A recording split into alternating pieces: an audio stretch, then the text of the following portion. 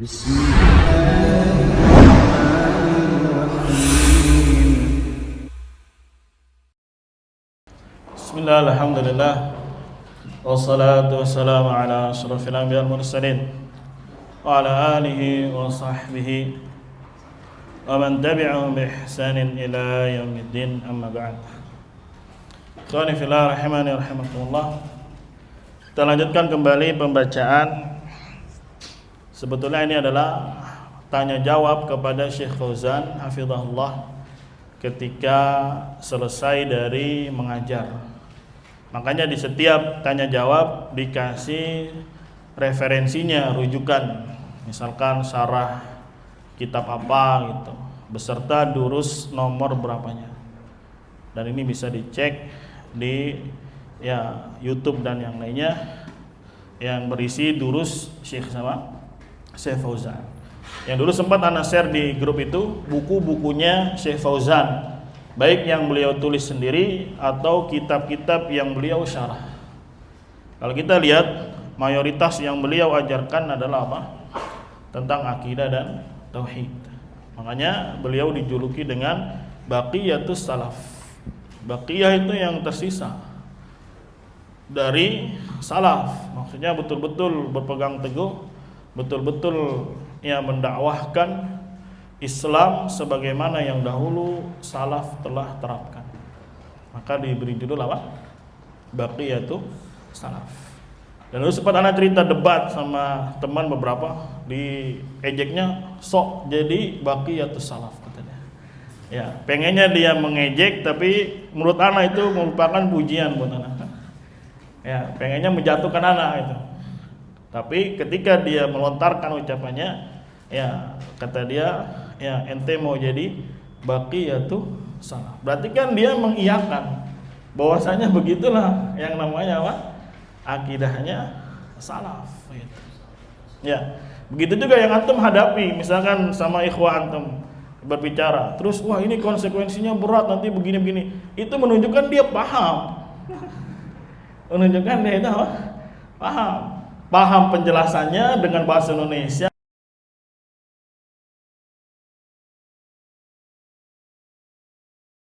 Begini berarti konsekuensinya begini. Paling syubhatnya di situ. Dia melazimkan kalau saya bilang si fulan musyrik atau kafir harus begini-begini. Yang kita pahami dia ngerti berarti permasalahan ini, sehingga terlontar dari lisannya, ya wah konsekuensinya harus begini. Ya, berat untuk menjalankan apa? Beberapa konsekuensi yang memang itu sebuah kelaziman. Ya, seperti tidak sholat di belakang orang yang melakukan apa? Syirik besar. Ya, itu sebuah kelaziman yang harus mafhum. Adapun yang lainnya yang terkait darah, terkait harta dan seterusnya, itu bukan haknya individu. Itu nanti setelah di mahkamah apa? Syariah. Masalahnya kan nggak ada, ya sudah mau diapain lagi? Nggak ada pasalnya, nggak ada delik hukumnya. Ya sudah, dakwahkan saja, semoga Allah berikan apa? Hidayah. Kalau di PDF buka halamannya di sini 29 yang punya PDF-nya. Su'ila Syekh Shalih Al-Fauzan hafizahullah. Syekh Shalih Al-Fauzan hafizahullah ditanya, halil hukmu ala syakhsi, apakah hukum atas seseorang bi annahu musyrikun, bahwasanya orang ini musyrik yang karena melakukan syirik besar yang zahir, huwa lil ulama'i faqat, apakah ini hanya haknya ulama? Ini kan yang digaung-gaungkan ini ya. Antum nih ulama bukan, thalibul ilm juga bukan, sudah main apa? Cap-cap aja, main hukum saja. Au anna lil awami, ataukah ini juga boleh buat orang awam? Idza ra'au, apabila mereka melihat man yaqa'u fi syirki, orang yang terjatuh atau mengerjakan kesyirikan. An yaqulu, untuk mereka berkata anhu tentang orang tadi, innahu kafirun musyrikun, bahwasanya orang ini telah kafir dan menjadi apa? Musyrik. Jelas pertanyaannya? Kalau intinya itu betul-betul melihatnya, yakin bahwasanya orang ini melakukan syirik apa? Syirik besar. Nah, sekarang hukum kepada orang yang melakukan syirik besar ini, apakah hanya khos untuk ulama saja yang menghukumi? untuk memberi nama? Apakah yang awam juga nggak ngerti bahasa Arab tapi ngerti tentang tauhid? Ya, yang seperti ini boleh nggak? Paham pertanyaannya? Jelas, alhamdulillah. Al-jawab, man azhara syirka fahuwa musyrikun. Barang siapa yang menampakkan kesyirikan maka dia adalah musyrik. Man da'a ghairallah, barang siapa yang berdoa kepada selain Allah. Ya, dzabaha li ghairillah, nyembelih untuk selain Allah. Nazara li ghairillah, bernazar untuk selain Allah. Fahadha musyrikun, maka orang ini apa? Musyrik. Lihat di sisi apa? Indal awami wa indal ulama'i. Di sisi orang awamnya maupun para ulama. Dibaca awam, jangan awam tapi awamun. Kalau pakai indah berarti indal awami. Siapa itu orang awam? Ya, jangan dipahami orang awam itu nggak bisa baca tulis ya. Ya, mafhum. Ya, bisa juga dia masuk orang awam, tapi dalam masalah tauhid siapapun dia, orang yang paling bodoh sekalipun ngerti tentang yang namanya apa? Tauhid. Mafhum. Jadi, orang ini musyrik indal awami wa indal ulama. Baik di sisi orang awamnya maupun di sisi siapa? Para ulama. Dalam bab apa tadi? Penamaan saja. Ya, adapun untuk memberikan hukum jangan orang awam juga, orang awam nggak ngerti. Ya, nanti itu haknya siapa? Tugasnya siapa? Kewajibannya ulama, kewajibannya qudhat, ya, qadhi, kewajibannya waliul amr. Tapi dalam bab penamaan, ya semua orang tahu. Mafhum, ada orang maling motor gitu, udah pegang kunci T, udah korkak nih. Terus, woi maling, antum nih teriak-teriak maling. Nih tunggu dulu hakim dulu gimana putusan hakim. Ya nggak begitu caranya. Ya orang tanpa pikir panjang sudah pasti itu adalah maling. Ya, dan yang namanya ibadah hanya kepada Allah itu identitasnya seorang muslim. Nggak bisa lepas. Identitasnya itu nggak boleh lepas, nggak boleh jahil tentangnya. Ya, mafhum? Makanya bedakan antara perkara yang zahirah dengan perkara yang apa? Khafiyah. Ya, yang ikut grup atau telegram itu sudah nge-share itu. Kapan dikatakan zahirah, kapan dikatakan apa? Khafiyah. Ya, kalau dia menjadi identitas, menjadi usuluddin, asal agama, menjadi apa lagi? Identitas, menjadi perkara yang sangat asasi, nggak boleh orang jahil tentangnya. Kalau dia bilang, ya itu kan nanti relatif. Ya, sekarang ada nggak kemampuan untuk belajar? Ada nggak akses untuk mencari? Kira-kira ada nggak? Ada. Lalu kenapa diam aja? Hidup pengennya dikasih rizki aja tapi nggak mau ibadah. Ini kan ya tidak sesuai dengan hikmah penciptaan apa? Manusia. Apapun itu, mau bekerja apapun, masuk kemanapun, pasti ada beban tuntutan yang paling mendasar. Masa iya nggak ada? Saya mau kerja di sini, apa tuntutan mendasarnya? Nggak ada. Bodoh juga nggak masalah. Bangkrut nanti perusahaannya, rusak nanti, kocar-kacir semuanya. Minimal ada kadar apanya? Yang dasarnya itu, yang harus dia tahu. Walaupun dia nggak ngerti bahasa Arab, walaupun nggak ngerti bahasa, nggak ngerti nahu, nggak ngerti apa, sorof. Tapi kalau jelasin tauhid, gampang bisa dipahami oleh siapapun. Dia orang Jepang, orang Cina, orang Rusia, ya selama digunakan bahasa mereka menjelaskan tentang apa? At-tauhid. Itu mudah sekali, mudah bisa dipahami. Man qala ya Aliyu wa ya Husainu. Ada barang siapa yang berkata wahai Ali, wahai Husain, hadza musyrik. Ini bukan manggil Ali orang ya Ali bukan ini. Ini di kuburan Ali, kuburan Husain. Ya antum bisa klik di mana di YouTube atau dicari tuh kuburannya Husain atau yang lainnya yang di Iran itu, yang dipernak-pernik apa? Ya, segala macam ornamen. Nah, itu ngapain dia di situ manggil-manggil Ali? Ngapain dia manggil Husain? Kira-kira? Ya, minta dia doa. Walaupun mereka bilang itu sebenarnya saya bukan manggil Ali, tapi saya manggil ya Robba Aliin. Nah, ini nggak bisa terima takwil. Ya, ibaratnya dia udah congkel apa? Setangnya pakai kunci T, terus enggak saya cuma mindahin. Lah, ini apa ini namanya? Keplak palanya ya. Buat apa ini emang kunci T? Emang buat mindahin pakai kunci T? Kan enggak. Ya, nggak bisa diterima takwil di situ. Kecuali dalam perkara-perkara yang khafi, terkadang bisa diterima takwil. Ya, misalkan orang yang menolak yadun sebagai tangan, dia katakan kekuatan.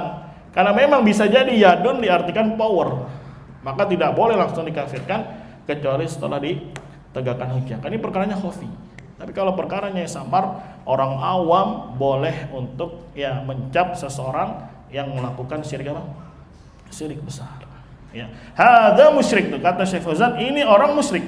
Al-kullu, semua orang ya'rifu annahu musyrik. Semua orang maupun yang awam, yang ulama tahu kalau yang seperti ini hukumnya apa? Musyrik. Perbuatannya syirik, orangnya disebut apa? Musyrik. Sebegitu. Dan ini sekali lagi menjadi rukun dari la ilaha illallah. Yang mengkufuri perbuatan syiriknya, kemudian menghakimi atau memberikan label kepada orangnya, ini lawazim namanya. Jadi antum harus bedakan dua poin. Ya, di dalam nafi itu kan menolak, ya membenci, kemudian apalagi mengkufuri. Dia ada dua poin. Poin yang pertama jadi inti. Poin yang kedua apa? Lawazim. Apa lawazim? Keharusan. Nah, yang menjadi sahnya Islam seseorang itu apa? Inti nih. Ada perbuatan praktek kesyirikan, kufuri dalam hati minimal. Kalau dia nggak kufuri, bahaya nih. Belum menghadirkan rukun nafi berarti dia. Slow aja, biasa saja. Ya, padahal di hadapannya perbuatan-perbuatan apa? Syirik, praktek apa? Kesyirikan. Minimal diingkari dalam apa? Dalam hati. Gimana pelakunya? Nanti dilihat, dia termasuk lawazim. Lawazim itu keharusan. Anda ulangi lagi supaya bisa dimengerti. Apa lawazim? Keharusan. Ya, nanti lawazim ada yang melekat, ada yang perlu ditinjau. Apakah dia langsung jatuh atau tidak? Ditinjau dulu. Makanya kemarin anak kasih yang paling gampangnya, misalkan orang mau umroh. Inti umroh adalah apa? Ihram, tawaf, apa lagi? Sa'i, kemudian apa? Ta'alul cukur. Ini inti. Kalau ini nggak ada, jadi dia nggak jadi. Tapi apakah orang ujuk-ujuk langsung ke inti tanpa melalui lawazim? Ya, saya mau umroh. Ya, ditanya paspornya mana? Orang sih mau umroh, ngapain pakai paspor? Iya, emang nggak ada umroh, nggak ada paspornya. Tapi lu mau ke Saudi harus pakai apa? Paspor. Udah punya paspor, saya punya. Visanya mana? Lu emang umroh pakai visa? Nggak bisa begitu. Nggak akan jadi, nggak akan berangkat dia. Nah, ini namanya lawazim yang melekat. Sama di dalam apa? Mengkafirkan orang yang melakukan syirik besar, itu termasuk lawazim. Yang harus dia yakini kufurnya orang yang melakukan syirik besar. Walaupun nanti dirinci lagi di pembatal Islam yang nomor 3. Ya, kalau dia kafirnya asli, tidak dikafirkan, batal dia keislamannya. Tapi kalau dia asalnya muslim, kemudian melakukan pembatal keislaman nomor 3 atau nomor apapun, terus dia tidak kafirkan, apakah otomatis dia dikafirkan langsung? Tidak. Ya, diapain dulu dia? Ditegakkan apa? Hujjah. Tapi kalau dia masih ngeyel, jatuh dia dalam pembatal nomor 3. Makanya nanti pas pembatal nomor 3 dirinci. Ada yang kafir asli, Yahudi dan siapa? Nasara, Buddha, Hindu dan seterusnya. Ini wajib nih dikafirkan ini. Minimal dalam apa? Hati. Kalau enggak, bahaya buat Islamnya dia. Bukan bahaya lagi, jatuh dia pembatal Islam. Model yang kedua melakukan kesyirikan. Tadinya muslim, kemudian melakukan apa? Kesyirikan. Bisa dipahami ya? Bagaimana hukumnya nih? Misalkan ada nama orang namanya sama Bambang lagi dah. Ya, Bambang namanya nih, melakukan kesyirikan, nyembelih untuk Nyi Roro Kidul. Tadinya muslim dia. Ya, siapa namanya muslim aja lah biar ketahuan namanya muslim pasti apa? Muslim. Namanya Abdullah pasti apa? Muslim. Melakukan nih kesyirikan. Mafhum? Gimana nih? Ya, siapa namanya? Hukum siapa nih? Si muslim. Mafhum? Maka dia juga batal keislamannya. Tadi yang perlu dirinci lagi adalah orang datang yang ketiga. Afwan, tadi agak kejelimet sedikit. Ya, jadi si muslimnya ini kalau dia pelaku aslinya, maka dia diapain? Kafirkan sebagaimana fatwa-fatwa yang kita baca. Kemudian datang orang berapa? Berikutnya. Ya, muslim dia, tapi tidak mau mengkafirkan ini. Bagaimana nasibnya dia? Tidak boleh langsung dikafirkan, kecuali dia apain dulu? Tegakkan hujjah. Bagaimana caranya? Ya duduk sama dia, kasih dalil-dalilnya. Ya, ternyata dia ngeyel, nolak. ya sudah, menurut antum setelah antum tegakkan hujjah, ya menurut anda si fulan telah batal keislamannya, selesai. Tanpa keluar-keluar, tanpa apa namanya mengelak, ya. Bainahu bainak aja, bainahu bainallah. Makanya parah ini kalau sampai apa? Dia tidak mengkafirkan para pelaku apa? Syirik besar. Ngeri atau ngeri ya? Hah? Ya, dulu makanya pernah ada cerita waktu ke Madinah itu, ya, ada beberapa orang yang tidak mau mengkafirkan para pencela Allah, pencela Rasul. Ya, apakah mereka ya teranggap ahlus sunnah atau murjiah?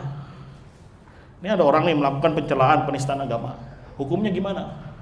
Kafir atau tidak? Jelas kafir. Tapi ada orang datang tidak mengkafirkan ini. Apakah dia ahlus sunnah atau murjiah? Kata sayanya bukan lagi murjiah, kafir kata saya. Ngeri nggak? Jadi jangan dianggap sepele nih, karena dia telah meruntuhkan rukun dari la ilaha illallah itu. Nasallallahu alaihi wasallam. Ya ibaratnya tadi orang mau umrah, ya nggak bawa paspor, nggak bawa apa, visa dan seterusnya. Jadi berangkat, enggak. Malah antum nanti yang dipermasalahkan. Kenapa nih orang nggak punya paspor, nggak punya visa, naik pesawat? Nah lo, siapa yang disalahin nanti? Antum. Ya, gitu kurang lebih mafhum ya tentang pembatal keislaman yang berapa? Ketiga. Tapi al-muhim ketika ada orang melakukan syirik besar, apakah menghukumi dia harus ulama? Tidak, jawabannya. Orang awam pun apa? Selama dia ngerti tentang tauhid boleh dia mengkafirkannya. Adapun urusan ulama itu dalam bab apa? Memberikan eksekusi. Itu harus ulama, nggak boleh orang awam. Nah ini bedanya Khawarij. Kelamaan hakim-hakim, ya hakimnya juga tidak menerapkan hukum Islam. Sini gua bom aja langsung. Nah ini kelakuannya sama Khawarij. Ya mainnya individu, rakit bom, baru di sana, akhirnya bikinlah bom bunuh diri dan seterusnya. Nah ini kelakuannya sama orang-orang Khawarij. Tapi kalau orang Murji'ah, ya ngapain sih lu gitu-gitu? Ya mereka juga nggak kafir kok, perlu ditinjau dulu hatinya. Perlu dibegini-begini dulu. Akhirnya tidak ada kekufuran kecuali di dalam apa? Dalam hati. Bisa dipahami ya? Ini pertanyaan nomor 3 kalau di sini. Kalau mau tahu lihat di Syarah Ad-Durrun Nadid li Syaukani, ya pelajaran ke-1.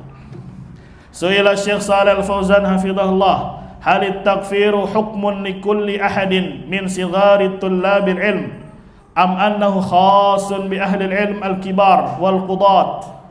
Apakah hukum takfir ini, yaitu mengkafirkan, adalah hukum untuk setiap orang dari penuntut ilmu yang kecil, atau khusus untuk ahli ilmu yang kibar, yang besar, dan para hakim? Jadi untuk memberikan label ini, apakah sigar penuntut ilmu yang kecil atau ulama yang apa? Besar.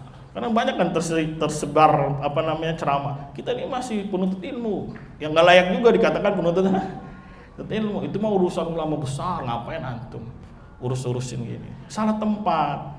Itu kalau dalam bab apa? Eksekusi. Lu juga ngapain urus? Bukan hakim juga, bukan qadhi.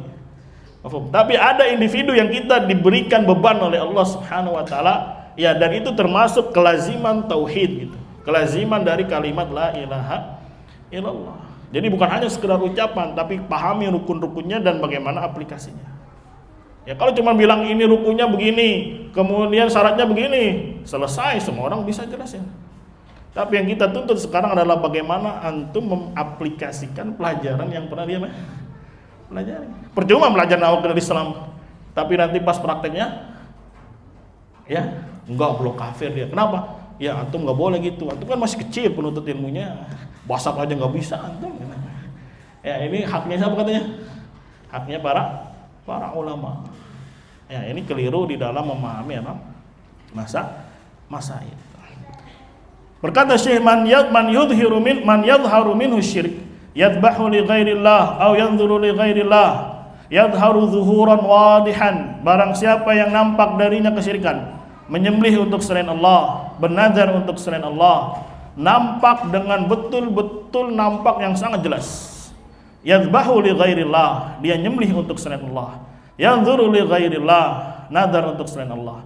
Yastaghitsu bi ghairillah, istighatsah kepada selain Allah, minal amwat, dari mayat atau ya apa yang orang mati. Yad'ul amwat, minta kepada orang mati. Hada syirkuhu zahir. Ini syiriknya syirik apa? Zahir. Yang disebut dengan perkara apa? Zahir. Lihat, antum perhatikan contoh-contoh yang sering dikasih oleh para ulama. Syirik-syirik yang jelas. Ya, doa kepada selain Allah, nyembelih untuk selain apa? Allah, nazar. Tapi kalau perkaranya hati kita nggak tahu. Makanya orang-orang munafik di masanya Nabi, apakah langsung dihukum? Tidak, karena perkaranya di mana dia? Hati, nggak nampak. Ya sudah dihukumi seperti orang Islam yang lainnya.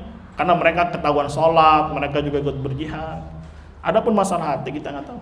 Jadi yang kita dibebani hukum adalah menilai secara banyak zahirnya. Kalau betul-betul antum melihat emang ini oranglah pelaku kesyirikan. Hada syirku zahir, tuh sampai 2 kali kata Syekh. Ini syiriknya zahir. Faman sami'ahu yahkumu bi kufrihi wa syirki. Barang siapa yang mendengarnya, maka dia hukumi akan kekafirannya dan kesyirikannya. Dia hukumi kekufurannya dan kesyirikannya. Walaupun dia penuntut ilmu kecil. Dan tidak ada syarat harus bisa bahasa Arab. Ya, karena pelajaran tauhid ini global, universal, semua orang bisa, semua orang ngerti dengan bahasa yang paling sangat apa? Dipahami dan mudah dicerna. Amal umurul khafiyah nih perkara. Adapun perkara yang samar. Apa perkara samar kemarin topiknya? Ya, dia bukan termasuk usuluddin. Ya, atau dia dalil-dalilnya yang sedikit. Tidak masyhur. Dalil-dalilnya apa? Sedikit. Misalkan tentang masalah khuf, apakah dia diusap atau tidak. Mungkin kebanyakan orang nggak paham. Ya, atau masalah-masalah apa lagi? Syirik yang di dalam hati, syirik ketaatan, syirik cinta. Nah, itu kan kita nggak tahu tempatnya di hati, tidak nampak. Mafhum, ini perkara yang namanya apa? Khafiyah. Allati tahtaju ila ilmin wa ila basiratin, yang butuh kepada ilmu dan basirah, pandangan yang tajam. Hadhihi tukal ila ahlil ilm, maka ini diserahkan kepada ahlul ilm. Tukalu ila ahlil ilm, diserahkan kepada siapa? Ahlul ilm. Lihat, Syekh kalau ditanya itu selalu ngasihnya pasti kaidah. Ya memang tahu pasti jawabannya, ini langsung A, tapi inilah seorang alim rabbani yang luar biasa pengalamannya dalam ilmu, selalu ngasih apa? Kaidah. Kalau perkara zahirah semua orang bisa. Tapi kalau perkara khafiyah dikembalikan kepada siapa? Ya ahlul ilm. Makanya antum harus bedakan perkara khafiyah dan perkara apa? Zahirah. Ya, kalau perkara zahirah semua orang bisa cap dia langsung kafir musyrik boleh. Tapi kalau perkaranya khafiyah tidak boleh.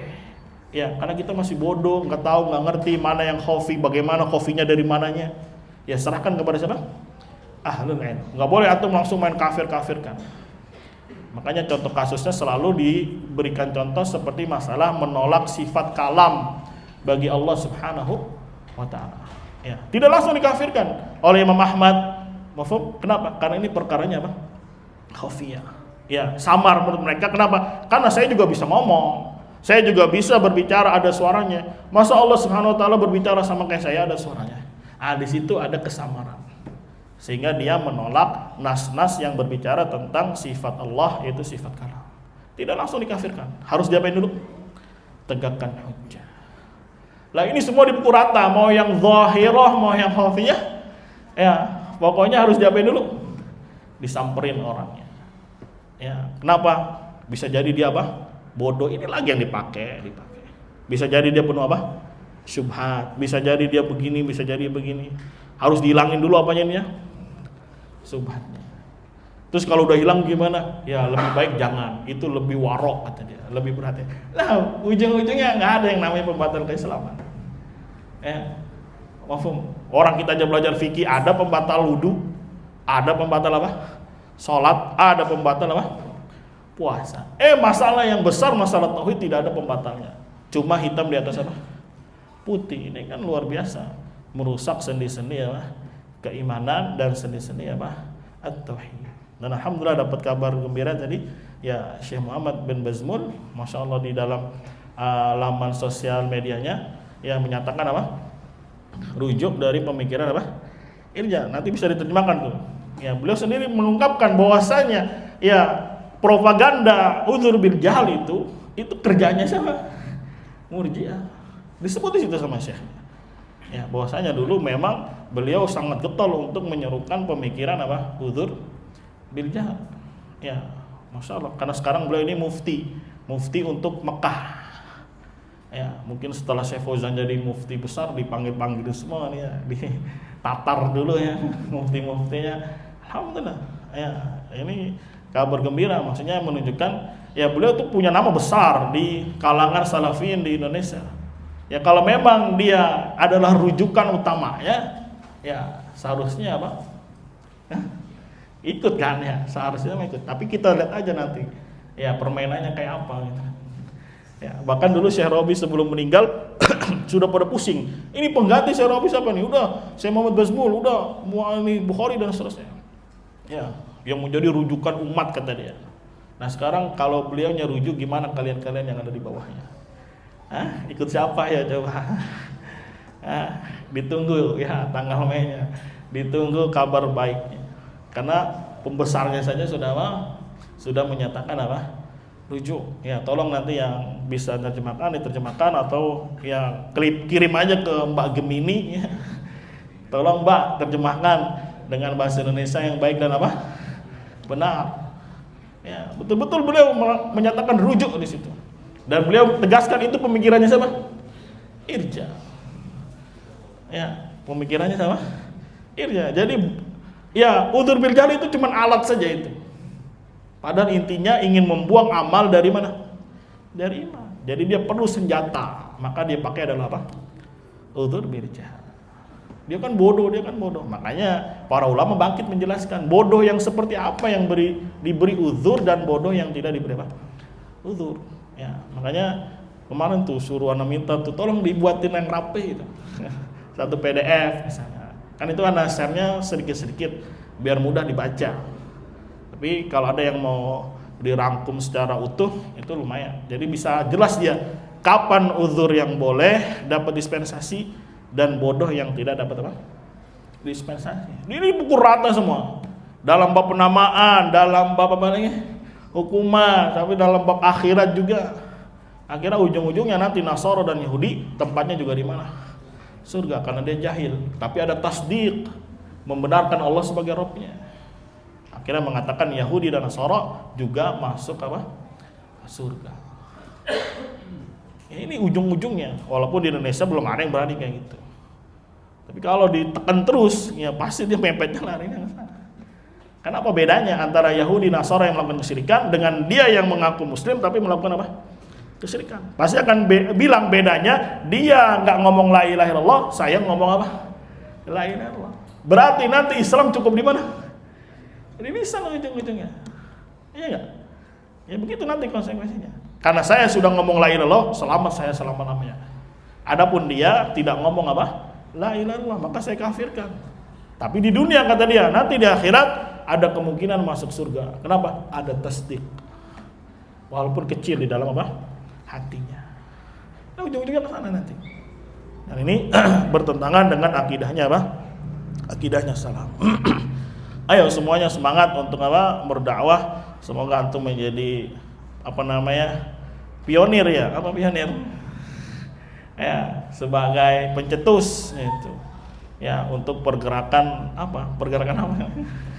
Ya, pergerakan mengajak manusia untuk mengenal Islam yang betul-betul dibawa oleh apa? Salaf. Ya, tanpa anarkis, betul-betul dengan pertimbangan matang, betul-betul di atas apa? Ilmu. Ya, dan betul-betul di atas bimbingan para ulama. Tidak bergerak sendiri. Adapun mungkin clash-clash sedikit wajar lah. Namanya manusia, masa iya adem-adem aja. Yang namanya clash-clash sedikit apa? Biasa lah, namanya hidup. Ya, orang dimanapun pasti ada clash-nya itu. Mau di rumah tangga, mau di RT, mau di mana, satu gang, mau di satu pengajian. Mafhum. Tapi kalau dia dasar yang kuat dengan tauhidnya, insyaallah taala itu bisa diredam sama dia. Tidak menyulutkan api fitnah yang lebih besar.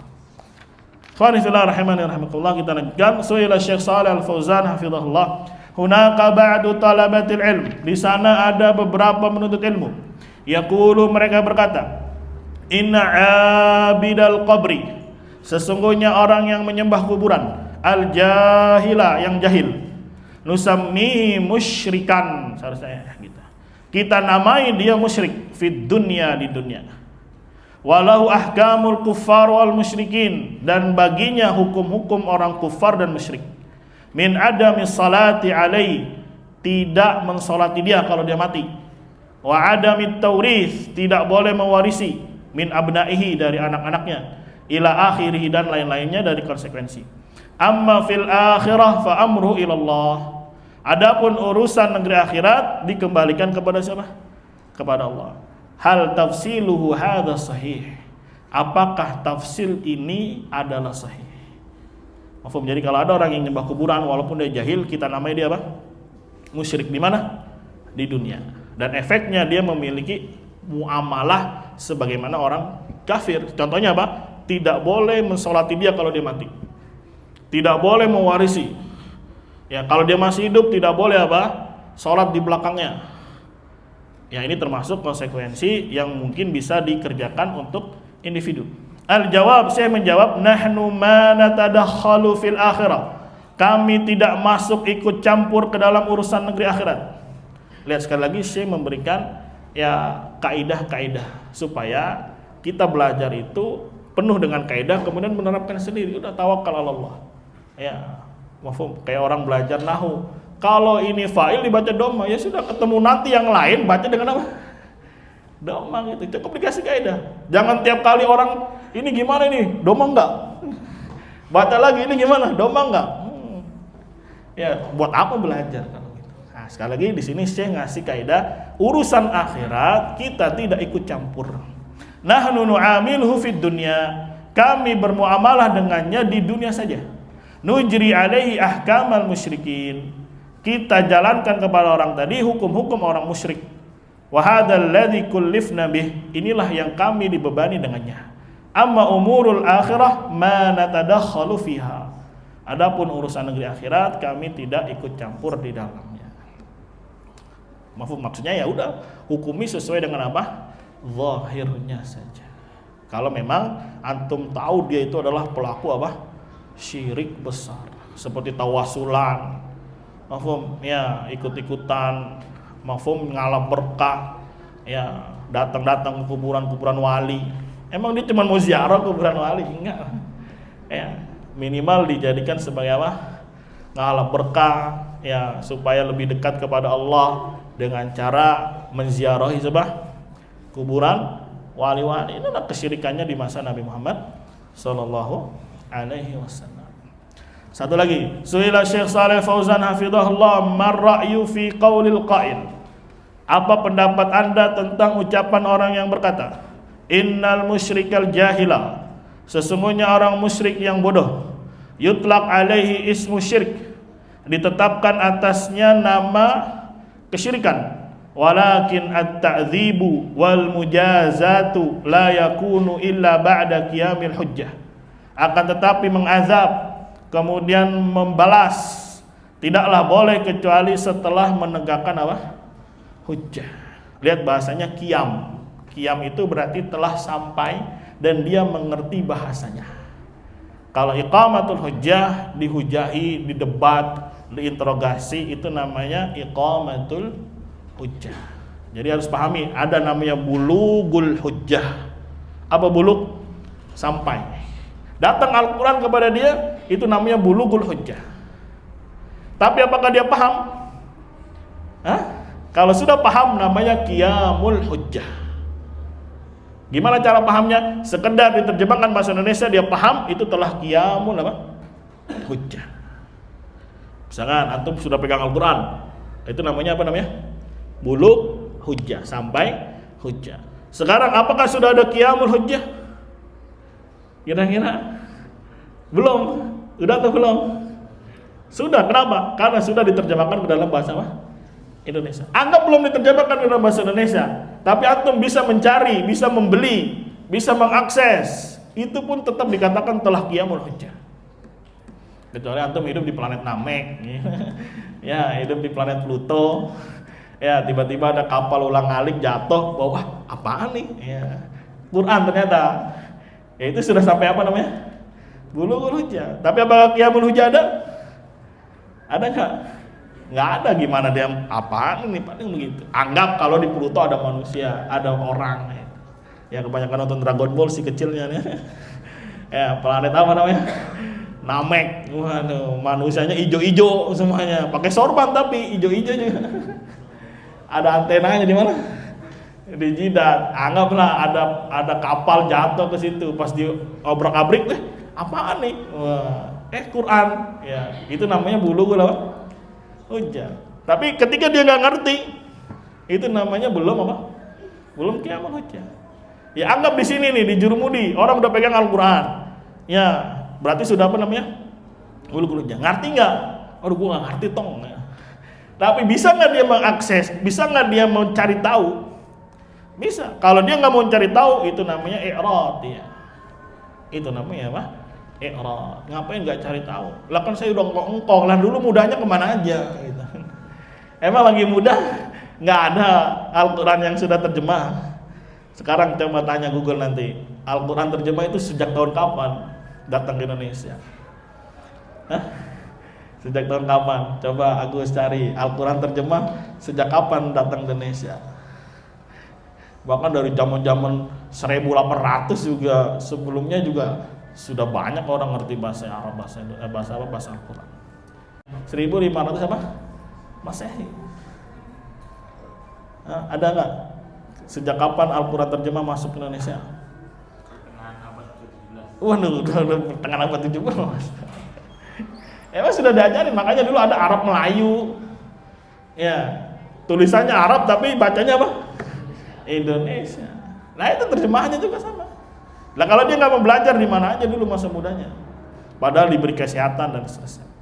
Al-muhim lah di sini, ya ketika ada orang melakukan kesyirikan tapi jahil, bolehkah dinamakan dia sebagai musyrik?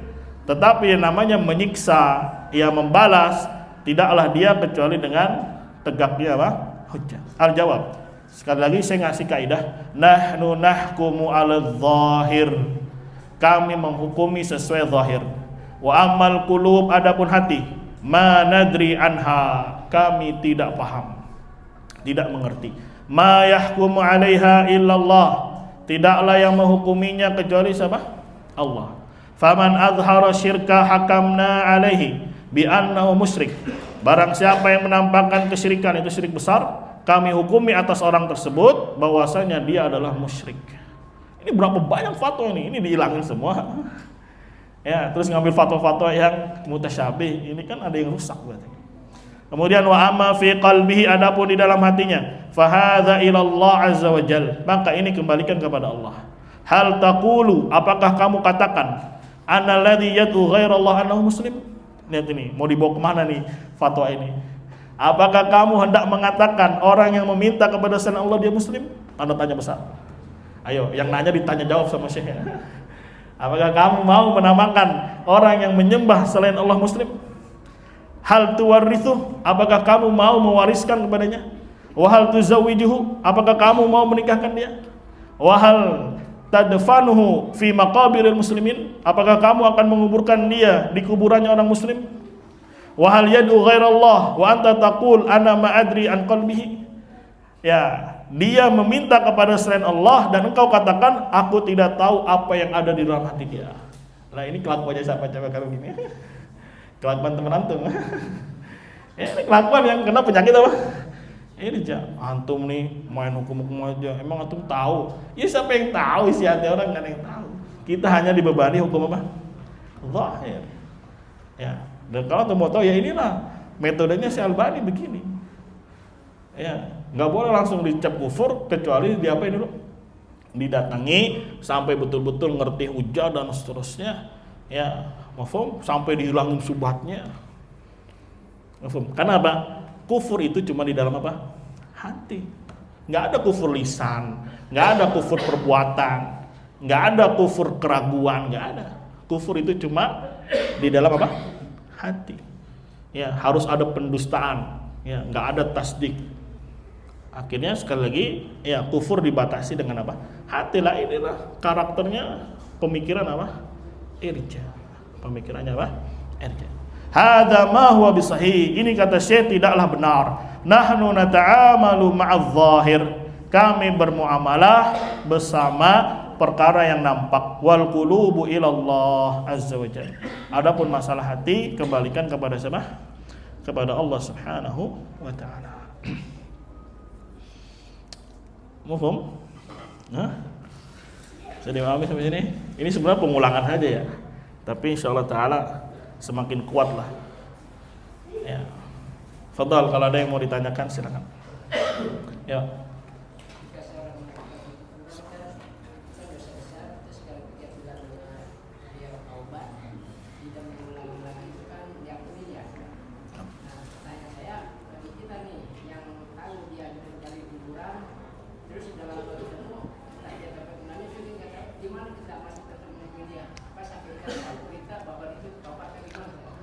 Nah, mungkin kalau teman lama ya bisa aja antum cek dulu, periksa dulu atau lihat kondisinya.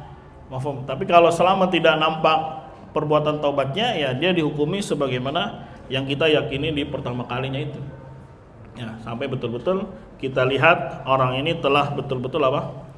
Lepas. Baik nanti dari ucapannya ataupun dari perbuatannya. Tapi yang nggak wajib juga sih, cuman babnya aja mungkin antum biar lebih yakin, lebih takkid masalahnya. Takkid itu mempertegas, karena mungkin sudah lama nggak ketemu gitu. Tapi kalau yang nggak jelas ini orangnya, udah hukumi sebagaimana hukum awalnya. Ya, sebagaimana hukum awalnya. Sama kayak misalkan kita punya teman dulu ahli tauhid, itu udah nggak lama ketemu, ya sudah kita hukumi ini sebagai apa? Ahli tauhid. Ya, walaupun kita nggak tahu ternyata dia sudah jungkir balik misalkan setelah ya bersalaman di kuburan. Ya, intinya ketika kita menghukumi seseorang, kembalikan kepada yang yakinnya tadi. Ya, sebagaimana kita yakin dia telah melakukan kesyirikan, ya sudah kita hukumi. Begitu juga kita yakinnya dulu orang ini seperti ini, ya sudah sebagaimana kita punya maklumat sebagaimana yang terdahulu. Adapun sekarang ya min babnya taukid saja, pemastian saja. Ya, misalkan untuk masuk rumahnya ternyata masih banyak foto-foto apa? Wali-wali dan seterusnya, itu bisa jadi qarinah kuat gitu kan. Allah a'lam. Jadi ketika kita menghukumi kafir sekarang betul-betul memang kita yakin tahu kalau dia memang pelaku apa? Syirik besar. Enggak boleh pakai dzon. Kayaknya enggak boleh. Harus apa? Yakin. Ya, sama ketika antum enggak mau sholat di belakang orang ini. Ya, kenapa? Karena yakin orang ini melakukan pembatal keislaman dan seterusnya. Tapi kalau kayaknya ya itu nanti babnya bab waro saja. Apa itu bab waro? Kehati-hatian. Karena mungkin antum melihat qarinah. Qarinah itu sisi pendukung. Ya, wah kayaknya qarinahnya kuatnya ke sana, ya sudah. Tapi bukan mengkafirkan itu namanya. Itu babnya waro. Tahu waro? Kehati-hatian. Ya jangan juga ditepok imamnya gini. Repot ini. Ya sudah, kalau misalkan kita nggak tahu dia bagaimana kondisinya, ya kita hukumi secara zahir karena kita tidak melihat dia sedang melakukan apa? Syirik besar. Tapi kalau kita tahu dia adalah pelaku syirik besar, ya sudah nggak usah sholat di belakang. Bisa dipahami ya? Ya. Tapi kalau nggak jelas gimana, paling babnya bab apa? Waro. Apa waro? Kehati-hatian. Misalkan di lampu merah di rest area. Imamnya gimana nih? Ya sudah sholat aja di belakangnya. Tapi kalau antum kira, wah ini udang-udangnya besar banget ini gitu kan. Terus jamaahnya banyak, jamaah mereka semua. Nah, ini kayaknya kemungkinan besar ini. Bukan mengkafirkan itu, tapi babnya apa? Waro. Wallahu a'lam bishawab. Bedakan di antara mengkafirkan dengan babnya apa? Waro. Mengkafirkan itu ketika memang kita lihat dialah pelaku apa? Ya, yang kita yakini, atau bisa juga dengan khobar yang thiqah. Ya, antum thiqah sama si fulan itu orang pelaku syirik besar gitu. Ya sudah, antum thiqah sama dia, ya antum jalankan sebagaimana khobar dari si fulan yang thiqah. Begitu. Wallahu a'lam bishawab. Ada lagi yang lain? Ya. Apakah Syekh Albani itu rujuk dan apakah pengikutnya tahu bahwa rujuknya beliau? Ya. Para ulama bahasanya kila. Kila itu dikatakan dari qarinah ketika di akhir ayatnya beliau ditanya tentang orang yang mencela agama, apakah kafir atau tidak. Beliau langsung menjawab kafir karena jawaban dulu dirinci sama beliau. Ya, karena kafir itu ada dua, kafir lisan sama kafir hati. Kalau kafirnya lisan enggak masalah, masih muslim. Tapi kalau kafir ya sampai tembus ke hati, berarti dia apa? Kafir. Itu jawaban dulu. Tapi setelah belakangan beliau tidak merinci, langsung bilang apa? Kafir. Dari sana kila bahasanya. Kila itu dikatakan beliau telah rujuk. Tapi yang jadi masalah sekarang adalah pemikirannya kan digaungkan terus. Entah pengikutnya tahu atau tidak, tapi yang sekarang kita cermati, kita kritisi, pemikiran itu tetap langgeng sampai hari ini. Ya, entah dia tahu atau tidak ya urusan dia. Mungkin kita tanya dulu, untuk tahu nggak? Ya, kita tegakkan hujah sama dia. Tapi sekarang yang kita kritisi adalah pemikiran itu apa? Ada. Sama kayak pemikirannya Abul Hasan siapa? Al-Asy'ari. Pertamanya Mu'tazilah. Kemudian apa? Ya, nggak senang dia, kayak ada ganjal, akhirnya dia bikin mazhab sendiri yang disebut Asy'ari. Kemudian di akhir hayatnya apa? Rujuk. Tapi orang pakai yang mana? Yang model fase keberapa? Kedua. Ya, sama aja sebetulnya yang antum anggap salafi. Bahkan lebih parah dari apa? Orang-orang NU. Ya, setelah pelan-pelan antum juga ngerti. Ternyata fitnah ini, bid'ah irja ini lebih dahsyat itu. Lebih apa? Lebih dahsyat. Nasallallahu ya. Wassalam. Ada lagi yang lain? Ya. Waalaikumsalam.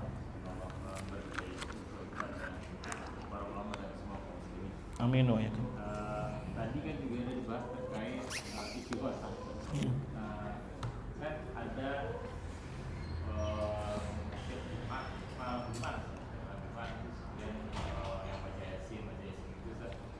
itu mereka juga ada kan karena hal apa bahasa Arab yang disampaikan di bawah ada istighosah, ada apa itu bagi istighosah atau tidak, mereka nyebut nama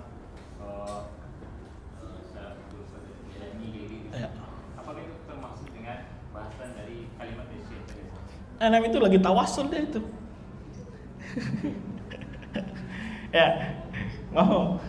Ya, supaya lebih lancar maka kirim Fatihah, kirim ini kepada siapa? Syekh Abdul Qadir Jalani, atau mungkin ada lafaz-lafaz istighosah kepada Abdul Qadir Jalani, itu syirik akbar tuh. Poinnya berarti yang mayit tadi istighosah ke mayit tadi. Ya. Dan dia udah mayit dan dia istighosah ke mayit. Kecuali ke dakwah langsung baru dikatakan maksudnya. Kalau ke mayit tapi Syirik. Iya. Terus? Poinnya berarti ke mayit. Nah, ya itu istighosah aja kepada mayit. Walaupun dia istighosah kepada Allah juga, kepada mayit juga, tetap jatuhnya musyrik. Ya, hatta dia istighosah dulu kepada Allah, kemudian istighosah kepada Abdul Qadir, sama. Ya. Apalagi ini Allahnya nggak disebut, langsung ke siapa? Abdul Qadir Jailani. Ila hadrati. Apalagi yang hafal dulu. Ya. Dikirim apa? Al-Fatihah. Itu dalam rangka tawasul. Jadi ibaratnya ya mereka pendekatannya itu seperti perkara dunia. Kalau antum mau ngambil orang sebagai perantara, itu dikasih baik-baik dulu, maksudnya dikasih sesuatu gitu. Antum misalkan mau ngelamar kerja, susah masuk langsung, akhirnya lewat apa? Orang dalam. Masa ya cuma antum bilang, "Pak, tolong saya lah masukin." Enggak lah, paling nggak bawa buah. Bawa apa lagi? Masa cuma ngelus-ngelus dempul doang. Wah, tolonglah kayak. Ya minimal bawa apa? Buang gitu, bawa amplop nanti pas pulang gitu. Ya, baik-baikin si Abdul Qadirnya pakai apa? Kirimin pahala. Tapi tujuannya pengen apa dia? Tawasulan. Bisa antum cari di Google-nya apa? Kayak NU online gitu. Ya itu dibahas sama dia. Ya tentang khasiat tawasul bil Fatihah kepada Abdul Qadir Jalani. Itu memang disebarluaskan pemikiran seperti itu. Ya. Tapi sekali lagi ini bukan takfir am namanya. Ya kita bermain kaidah, tapi nanti di satu hari antum melihat ada orang begini kelakuannya, ya sudah jatuh hukum. Bedakan antara takfir am, karena kadang dituduh, wah ini ustaz telah mengkafirkan seluruh manusia. Secara ta'yinnya kagak. Kita ini lagi bicara ta'yin atau bicara yang umum. Nanti satu hari antum melihat ada banyak orang yang seperti itu, ya sudah hukumi sesuai dengan apa? Teorinya. Bisa dipahami ya? Karena Anda nggak kenal juga orang-orangnya siapa ya. Masa Anda mengkafirkan semua manusia? Ya, enggak lah. Nah ini yang kadang disalahpahami. Ketika bahasan begini berarti semua orang adalah apa? Kafir. Ya. Enggak gitu konsepnya. Kita bermain kaidah, ini disebut dengan takfir mutlak. nanti di satu hari antum dapati aplikasinya, dapati orang yang melakukan seperti itu, ya sudah dicap. Mau ya? Kecuali antum nggak tahu gimana nih, ya udah babnya wara saja, tinggalkan. Ya. Allah. Ada lagi yang lain? Ya. Tentang masalah ijtihad, karena ini sudah jadi dalil. Maksudnya para ulama, salahnya aja dapat pahala. Ya. Kemudian dapat dua. Itu penempatan ijtihad itu di mana? Akidah atau di fikih? Nah. Ya, istihad itu dalam perkara yang jelimet, Pak. Di mana-mana yang namanya istihad, bahasanya aja ijtahada yajtahidu. Berarti dia sungguh-sungguh. Ya, kalau sungguh-sungguh berarti dia harus punya ilmu alat ini, punya ilmu alat ini, punya ilmu alat ini untuk bisa mencerna satu masalah. Tapi kalau dalam perkara yang gamblang jelas, siangnya bagaikan malam, malamnya bagaikan siang, nggak usah orang harus pakai ilmu alat, nggak usah harus pintar bahasa Arab, semua orang ngerti.